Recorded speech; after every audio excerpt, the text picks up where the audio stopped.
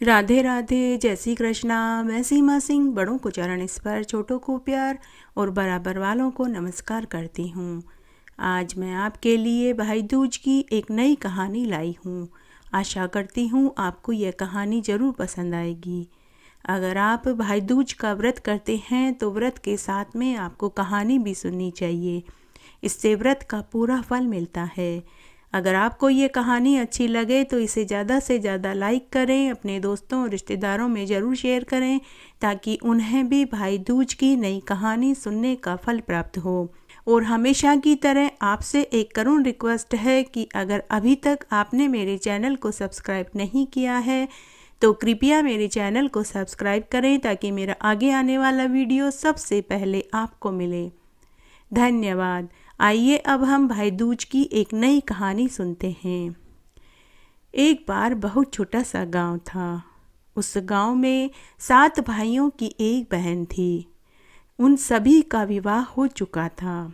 तब एक बार की बात है, खेतों में फसल तैयार खड़ी थी।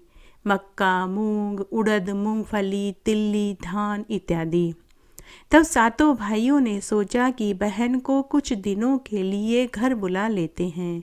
वो घर का काम संभाल लेगी तो हम सब फसल कटाई का काम पूरा कर लेंगे। तब एक भाई अपनी बहन को ससुराल से लिवा लाया। बहन घर का सारा काम करती तो भाई और भाभियाँ खेतों में फसल काटते। इस तरह समय बीत रहा था। फसल की कटाई का काम करते करते दीपावली आ गई। बहन ने भाइयों से कहा कि अब मुझे मेरे ससुराल चले जाना चाहिए, आप मुझे ससुराल छोड़ आइए। तो सभी 7 भाइयों ने अपनी एको एक लाडली बहन से कहा कि बहन, दीपावली के 2 दिन बाद भाई दूज है, तुम भाई दूज पर तिलक करके ही जाना। और हमने तुम्हें कोई कपड़े गहने भी नहीं बनवा कर के दिए। तुमने हमारा इतना ख्याल रखा है। पहले हम तुम्हारे लिए नए नए कपड़े बनवाएंगे, चांदी की पायल और सोने की चूड़ियाँ भी लाएंगे। उसके बाद ही तुम्हें तुम्हारे घर ससुराल में छोड़ कर आएंगे। इस तरह इस साल बहन ने दीपावली मायके में ही मनाई। तब 2 दिन के बाद भाई दूज का त्योहार आया। तो बहन का उस दिन भाई दूज का व्रत था। उसे कथा कहानी सुननी थी। इसके लिए उसके पास गोटे की आरी तारी की कोई साड़ी नहीं थी। तो उसने अपनी बड़ी भाभी से गोटे की और आरी तारी की साड़ी मांगी और कहा कि भाभी, आज मेरा भाई दूज का व्रत है, मुझे भाई दूज की कथा कहानी सुननी है। मेरे पास कोई गोटे और आरी तारी की साड़ी नहीं है, इसलिए आप मुझे कुछ देर के लिए अपनी साड़ी दे दीजिए। जब मैं पूजा कर लूँ, कथा कहानी सुन लूँ तो आपको आपकी साड़ी वापस दे दूँगी। तो बड़ी भाभी ने कहा कि बाईसा, मेरे पास कोई गोटे की साड़ी नहीं है। उसने झूठ बोल दिया। उसके बाद बहन दूसरी भाभी के पास गई और उसे भी यही बात कही। लेकिन दूसरी नंबर वाली भाभी बड़ी ही घमंडी और कठोर स्वभाव वाली थी, क्योंकि उसका मायका थोड़ा अमीर था। उसे अपने अमीर मायके पर घमंड था। वह अपनी ननद से बोली कि आपकी और भी भाभियां हैं, आप उनसे क्यों नहीं मांग लेते?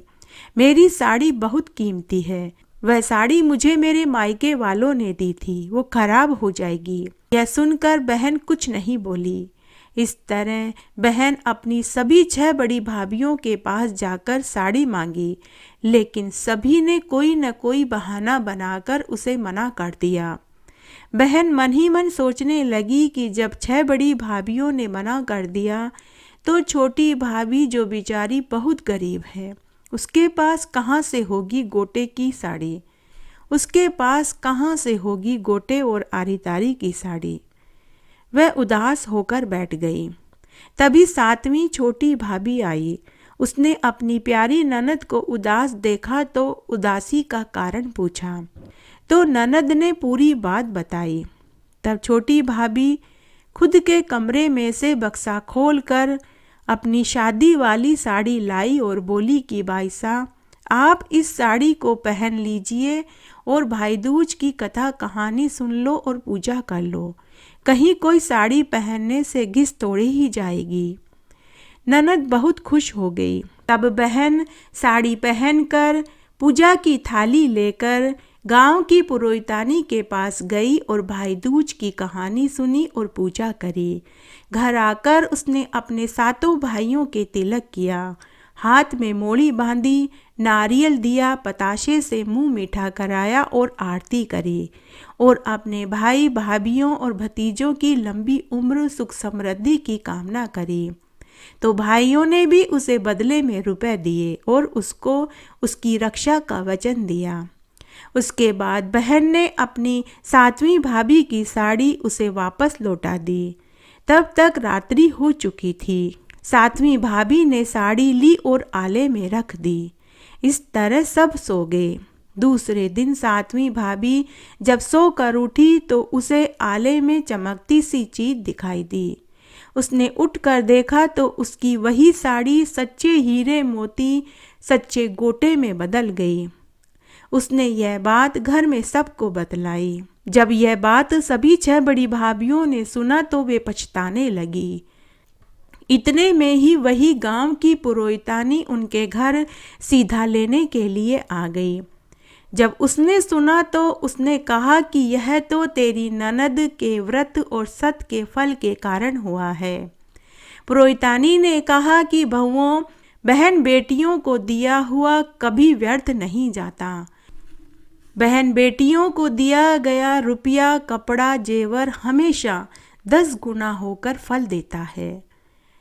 जब यह बात 6 बड़ी भाभियों ने सुना तो उन्होंने अपनी ननद से अपनी गलती की माफ़ी मांगी।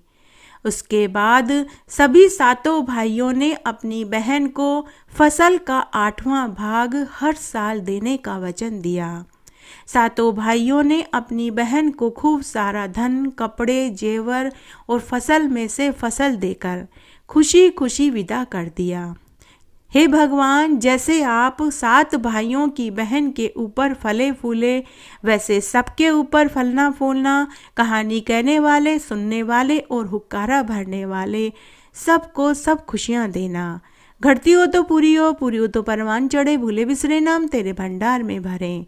इस प्रकार आज मैंने आपको भाई दूज की एक नई कहानी सुनाई। आशा करती हूँ यह आपको ज़रूर पसंद आएगी। मेरे साथ बने रहने के लिए आपका धन्यवाद। आगे की कथा कहानी और आगे आने वाले कार्तिक महात्म्य के लिए भी आप इसी तरह मेरे साथ बने रहें। धन्यवाद।